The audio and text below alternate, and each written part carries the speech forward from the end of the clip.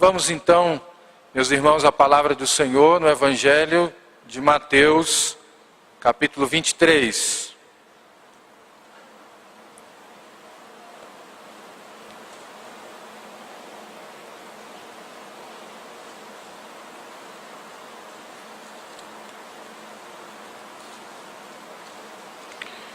Evangelho de Mateus, capítulo 23, do versículo 1 até o 12.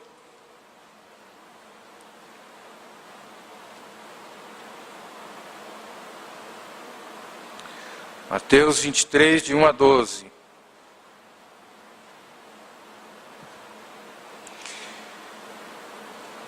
Então falou Jesus às multidões e aos seus discípulos.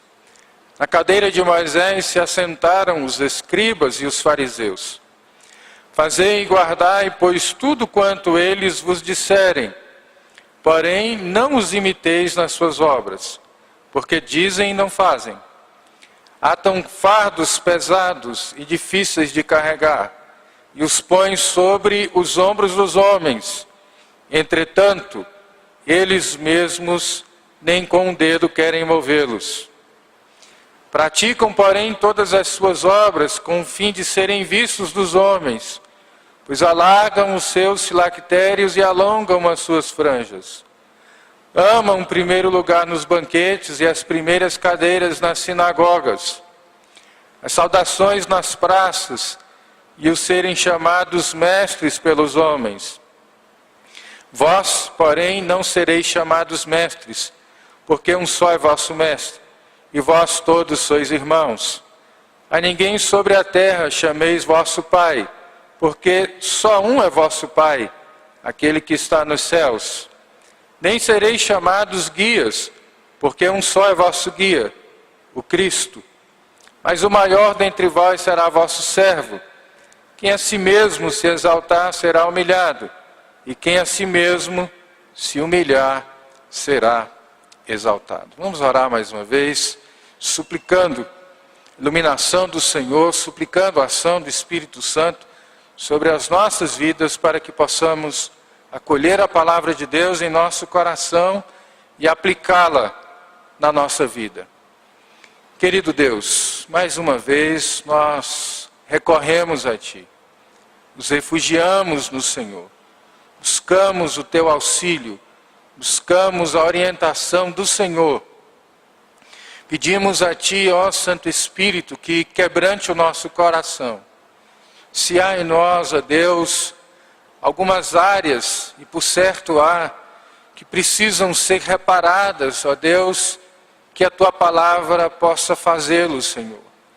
Que a Tua palavra possa, ó Deus, podar algumas arestas, retificar algumas questões no nosso coração, reparar, ó Deus, as nossas atitudes, ó Deus, que muitas vezes são distantes do Teu querer e distantes da Tua palavra. Fala ao nosso coração por Tua graça e misericórdia, Senhor, para que a nossa vida de fato possa refletir a glória do Senhor. Por Teu amor e por Tua bondade nós te suplicamos no nome do Teu Filho Jesus. Amém. Em 1844 nasceu numa cidade chamada Röcken, na Alemanha, aquele que mais tarde seria um grande filósofo e também um personagem muito controverso. Eu estou falando do filósofo Nietzsche. Depois vai falecer no ano de 1900. Nietzsche, quando criança, era chamado de pequeno pastor. Seu avô era um pastor luterano. Seu pai também era um pastor luterano. Aos 14 anos de idade, ele foi enviado para estudar teologia. O objetivo de sua mãe era que ele também se tornasse um pastor. E ao longo dos seus estudos de teologia, Nietzsche resolveu abandonar o cristianismo, resolveu abandonar a fé. E mais tarde se tornou um ferrenho crítico do cristianismo. Para Nietzsche, o cristianismo se tornou algo sem sentido. Para ele, o cristianismo só fazia sentido enquanto Jesus estava vivo. E ele diz, ele afirma categoricamente, a forma como Cristo morreu na cruz foi para ensinar os homens como se deve viver. Contudo, depois da morte de Cristo, o cristianismo ficou suspenso na cruz. Aí ele diz, ou melhor, se transformou em igreja. Na época de Nietzsche, o Estado e a igreja eram unidos. E ele, portanto, olhava para o cristianismo e via o cristianismo como uma religião vazia e sem sentido. Mas não foi só Nietzsche que olhou para uma religião vazia e sem sentido. Jesus também, aqui no capítulo 23 de Mateus, olha e vê uma religião e uma religiosidade sem sentido. O que esse texto tem a ver conosco? Quando nós, irmãos, também fazemos do cristianismo um cristianismo nos moldes de uma religião aqui adotada pelos escribas e fariseus, o cristianismo também se torna algo vazio e sem sentido. Por isso, olhando para esse texto, o Evangelho, capítulo 23 de Mateus, eu gostaria que nós pensássemos um pouco quando o cristianismo fica sem sentido. É essa a ideia do texto, uma religião vazia e sem sentido, sem coerência. Em primeiro lugar, o cristianismo fica sem sentido quando há um divórcio entre a teoria e a prática. Versículo de número 3 diz assim, fazei e guardai, pois tudo quanto ele vos disserem, porém não os imiteis nas suas obras, porque dizem e não fazem. Esse texto é um sermão de Jesus na sinagoga. Jesus está pregando na sinagoga e ali estão os peritos da lei, que são os escribas e os fariseus. As pessoas mais versadas, mais capazes, as pessoas mais preparadas, elas se tornavam escribas. Todo escriba era um fariseu, mas nem todo fariseu era um escriba. Somente aqueles que se destacavam, somente aqueles que eram dotados de maior conhecimento, de maior influência na comunidade judaica que ocupava, portanto, o cargo de escriba.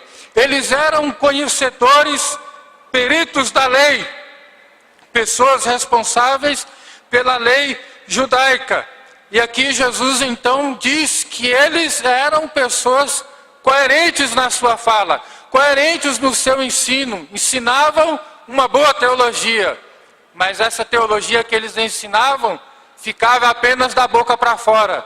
Não era uma teologia que era aplicada na vida, não era uma teologia vivida, não eram ensinamentos vividos por eles.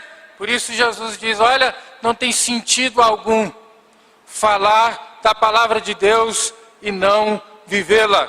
Quando há esse divórcio entre a teoria e a prática, o cristianismo se torna algo sem sentido. Por isso, às vezes, muita gente critica algumas religiões e às vezes o cristianismo se torna algo sem sentido quando ele não tem coerência com a nossa vida. O famoso teólogo e escritor Martin Lloyd-Jones, que foi pastor mais de 30 anos na abadia de Westminster, tem uma obra chamada Ortodoxia Morta. Nesse livro, Lloyd-Jones diz que a ortodoxia ela é morta quando ela fica apenas no campo do conhecimento. Conhecemos todas as doutrinas das Escrituras, conhecemos textos de cor e salteado, porém isso é algo morto porque não é aplicado na nossa vida, não é algo que vivenciamos, é algo que fica distante da nossa vivência cotidiana. É às vezes algo que é apenas pronunciado, vociferado da boca para fora, mas que não alcança o coração de ninguém. Quando isso acontece, Lloyd Jones diz, nós praticamos uma ortodoxia morta. Quando apenas conhecemos doutrinas das Escrituras Sagradas, quando apenas somos pessoas versadas na teologia ou conhecedores do Antigo e do Novo Testamento, mas não vivenciamos a palavra de Deus no nosso dia a dia, nós tornamos o cristianismo algo sem sentido. Divorciamos o conhecimento que temos das Escrituras Sagradas da nossa vida. Toda teologia que não tem uma aplicação na vida é algo vazio e sem sentido. É um teólogo do pietismo chamado A.W. Bohan, ele diz o seguinte: tudo que os homens parecem produzir com a sua eloquência é algo que é fruto, parece que do seu próprio intestino. É algo que não transcende a sua realidade, que, portanto, é uma produção do próprio homem, que pensa em si mesmo e que quer apenas apresentar algo bem elaborado. Quando ele fala isso, ele está falando que o cristianismo não tinha sentido porque não tinha aplicação. E ele, como um pietista, ele diz, olha, nós precisamos, de fato, não apenas conhecer as Escrituras Sagradas, nós precisamos, de fato, ir além do conhecimento e vivenciar a palavra de Deus. É interessante, meus irmãos, que Jesus faz esse discurso na sinagoga. Por certo, ali muitos escribas e fariseus ficam incomodados com essa fala de Jesus, porque na vida de Jesus não há distância nenhuma entre aquilo que Jesus ensina e aquilo que Jesus vive. Tudo que Jesus ensinou, tudo que Jesus falou, tudo que Jesus pregou, era algo que Jesus vivenciava na sua vida. Tinha uma aplicação. Por isso você pega as parábolas, elas são nascidas do cotidiano das pessoas. As pessoas que estavam ali no trabalho do campo, nas suas mais diversas atividades, tinham condições de compreender porque Jesus falava da realidade daquelas pessoas e aplicava as Escrituras Sagradas à realidade de cada um. Quando nós apenas estudamos a Bíblia e não a aplicamos na nossa vida, nós fazemos do cristianismo algo sem sentido. Em teologia eles dizem que nós não podemos fazer uma separação entre a ortodoxia e a ortopraxia. A ortodoxia é a doutrina correta. É nós compreendermos e conhecermos que as doutrinas da palavra de Deus, elas têm que ter aplicação na nossa vida. E aí é o que eles chamam de ortopraxia. A nossa prática é uma prática orientada pela palavra de Deus. Estudamos para viver a palavra e não para nos tornarmos meros conhecedores das doutrinas da palavra do Senhor.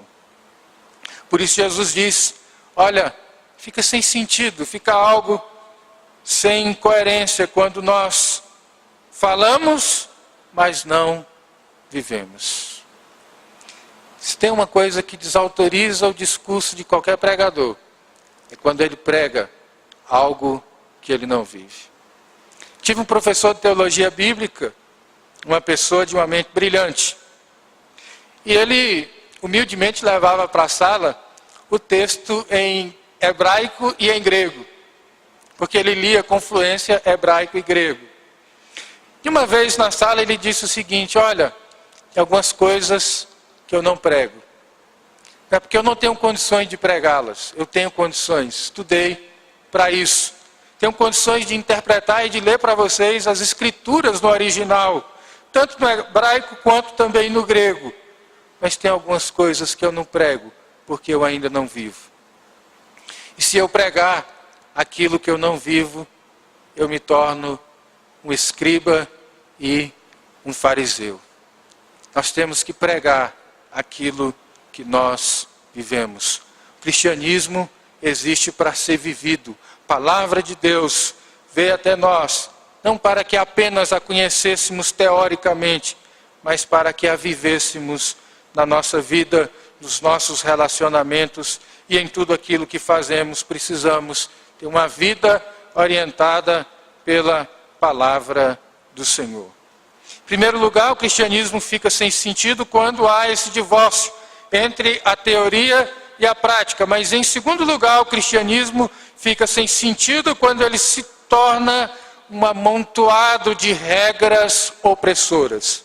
Versículo de número 4. Diz assim para nós a palavra do Senhor: atam fardos pesados e difíceis de carregar, e os põem sobre os ombros dos homens. Entretanto, eles mesmos nem com o dedo querem movê-los. Eles atavam fardos pesados e difíceis de carregar e os colocavam sobre os ombros das pessoas. Esses fardos pesados e difíceis aqui eram coisas que eles inventavam e diziam: olha, isso aqui é espiritual. Por exemplo, quando os discípulos estão comendo, eles olhavam para os discípulos: por que os seus discípulos, Jesus, comem com as mãos sujas?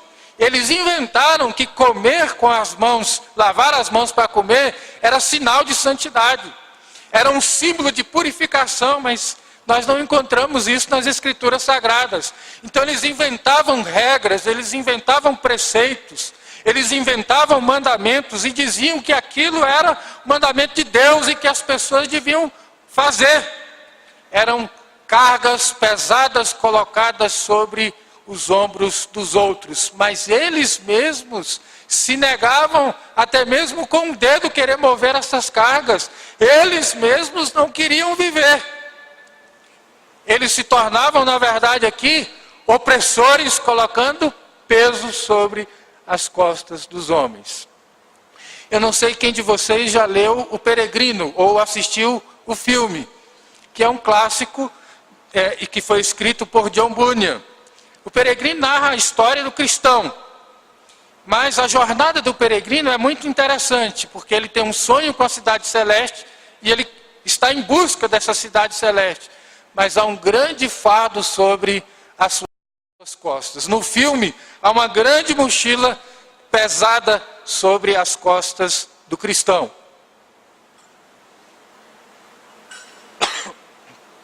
E ele então, na sua trajetória, está carregando esse pesado fardo. Quando ele chega diante da cruz, aquela mochila solta das suas costas e ele então é uma pessoa aliviada daquele peso para trilhar a sua jornada.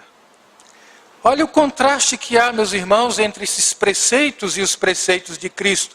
Quando nós lemos o Evangelho de Mateus, capítulo 11, a partir do verso 28, um texto muito citado por nós quando nós vamos evangelizar algumas pessoas. O maior convite que Jesus fez em todos os tempos. Olha só o que diz a palavra do Senhor, o Evangelho de Mateus, a partir do verso 28. Diz assim: vinde a mim todos os que estáis cansados e sobrecarregados, e eu vos aliviarei. Tomai sobre vós o meu jugo e aprendei de mim, porque eu sou manso e humilde de coração. E achareis descanso para a vossa alma, porque o meu jugo é suave e o meu fardo é leve. O cristianismo não se resume a regras, não se resume a preceitos humanos, inventados por uma mente teológica bem perspicaz. Não. O cristianismo tem a ver com a graça de Deus. O cristianismo tem a ver com uma vida que é modelada pelas Escrituras Sagradas em amor ao Senhor. Portanto, seguir a Cristo não é algo pesado nas nossas vidas. É algo que nós exercemos por amor, porque fomos alcançados pela graça do Senhor em nossas vidas. É muito interessante, meus irmãos, nós pensarmos nisso. Eles não tinham misericórdia. Eles colocavam essas regras, colocavam esses pesos sobre as costas dos homens sem nenhuma misericórdia, quando eles mesmos não queriam nem com o dedo mover essas cargas. O Eugene Peterson, que é um pastor nos Estados Unidos, conheceu um irmão que era artista plástico e porteiro da igreja. Fez amizade com esse irmão se chamava Willie Ossi. E aquele irmão, um dia conversando com o pastor, disse: pastor, eu acho o senhor uma pessoa tão abençoado, eu gostaria de pintar um quadro do senhor, o senhor me autoriza? Ele disse, pois não, pode fazê-lo. Então ele começou a pintar o quadro do pastor. Mas ele nunca permitia que o pastor visse aquele quadro. E aí o pastor curioso disse, por que, Willy, que você não me permite ver esse quadro que você está pintando da minha própria pessoa? Não, pastor, eu não quero que o senhor veja, vai levar muito tempo. Ele, tomado pela curiosidade, não aguentou, disse, eu quero ver, e tirou. Então, o pano que estava por cima do quadro e viu o seu rosto todo desconfigurado. Ele virou para aquele irmão e perguntou, por que você pintou o meu rosto desse jeito? Ele disse, pastor, o dia que o senhor começar a impor regras sobre a vida das pessoas e perder a misericórdia, é assim que o senhor vai ficar. Uma pessoa completamente desconfigurada. Meus irmãos, não tem correspondência nenhuma nós colocarmos fardos, regras pesadas para que as pessoas sigam, sem que nós mesmos queiramos viver a palavra de Deus na nossa vida. Não tem sentido fazer do cristianismo um amontoado de regras e de peso e colocar sobre os ombros das pessoas. Nós temos que seguir a Cristo porque fomos alcançados por sua graça e por sua misericórdia. Mas, em último lugar, o cristianismo fica sem sentido também quando Jesus é substituído por alguma figura humana. Os versos 5 a 12 retratam essa verdade. Observem, volte seus olhos para o texto e leia comigo. Praticam, porém, todas as suas obras com o fim de serem vistos dos homens, pois alargam os seus filactérios e alongam as suas franjas.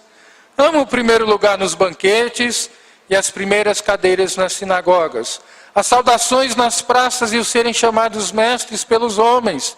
Vós, porém, não sereis chamados mestres, porque um só é vosso mestre, e vós todos sois irmãos.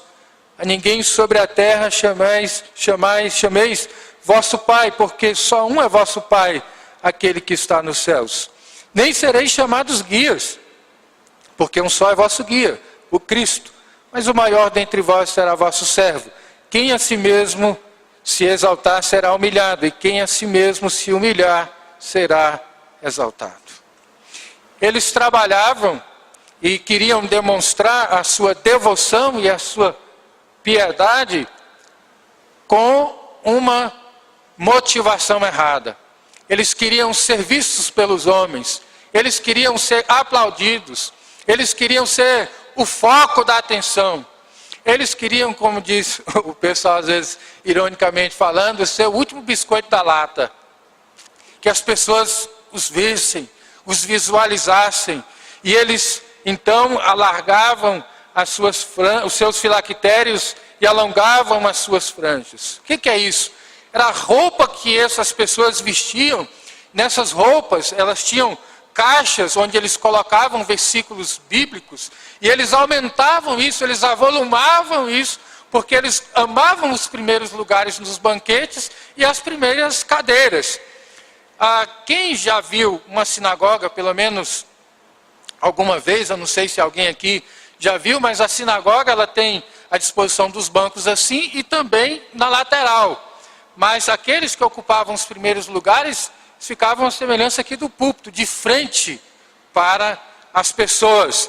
E o que eles faziam? Eles ostentavam aqui uma falsa piedade. Eles colocavam versículos bíblicos nessas caixas, dizendo que a palavra de Deus estava na mente, estava agora sendo portada por eles no braço, e ocupavam um lugar no coração. Mas na verdade, eles não viviam isso. Na verdade, eles não aplicavam a palavra de Deus na sua vida. O que eles queriam era ostentar uma falsa piedade. Meus irmãos, há muita gente que quer aparecer às custas da religião. Há muita gente que quer aparecer ocupando um cargo, que se ele não tiver um cargo, ele não tem visibilidade. Há muita gente que quer fazer uso da posição que tem para ostentar a sua falsa piedade. E não tem nada mais danoso na vida de um cristão do que ele ostentar uma falsa piedade. Eu me lembro quando estava no seminário, um outro seminarista, colega meu, nós trabalhávamos juntos na mesma congregação. Ele entrou em crise quando pegou o boletim da igreja. Pegou o boletim da igreja, chegou em mim e disse: nós precisamos conversar com o conselho. Eu, mas por quê? O que foi que aconteceu? Nosso nome não apareceu no boletim. O que é isso? Nós trabalhamos tanto aqui e nosso nome não apareceu no boletim. Vamos brigar lá no conselho, vamos defender o direito de termos o nome no boletim da igreja. Porque se o nosso nome não estiver lá, não faz sentido nós trabalharmos. Meus irmãos, nem sempre nós seremos vistos, nem sempre nós seremos elogiados, nem sempre as pessoas vão ver o nosso trabalho. Quando nós trabalhamos para o Senhor, quando nossa devoção é fruto do nosso amor para com Deus, nossa última preocupação é aparecer, não é ser percebido. E o cristianismo não tem sentido quando nós substituímos o personagem central, que é Jesus Cristo, por alguma figura humana. João disse: importa que eu diminua e que ele cresça. Quem tem que aparecer é o Senhor. Às vezes passamos na frente de algumas igrejas e eu penso, o que dá na cabeça de alguém tirar uma foto bonita, bem arrumada, às vezes o líder do lado da esposa, e coloca estampada aquela foto na frente da igreja. Parece que é para chamar a atenção das pessoas. Será que as pessoas seriam atraídas se nós pintássemos um quadro do Cristo, que é pintado por Isaías no capítulo 53, sem aparência, sem formosura, sem beleza? Isaías disse que olhando para ele, nenhuma beleza víamos para que o desejássemos. Será que se nós pintássemos um Cristo crucificado e colocasse ele na frente da igreja, será que atrairia alguém? Quando Cristo desaparece e os homens querem aparecer, o cristianismo se torna algo sem sentido. Nós devemos nos firmar naquilo que João diz: importa que eu diminua e que ele cresça. Talvez o seu nome não vai ser lido, talvez o seu nome não vai ser mencionado, mas você está trabalhando para quem? O Senhor, ou para ter o seu nome listado no boletim da igreja? Quando nós nos envolvemos com a obra do Senhor, devemos pensar que nós devemos trabalhar para a glória e louvor do nome do Senhor. Não louvor nosso, não é nós que devemos aparecer, é Jesus quem deve aparecer nas nossas vidas. Que o Senhor nos ajude, irmãos, a vivermos um cristianismo coerente, um cristianismo em que não há divórcio entre aquilo que pregamos e aquilo que vivemos. Um cristianismo que coloca Cristo em evidência, um cristianismo que deixa claro a graça e a misericórdia do Senhor sobre as nossas vidas.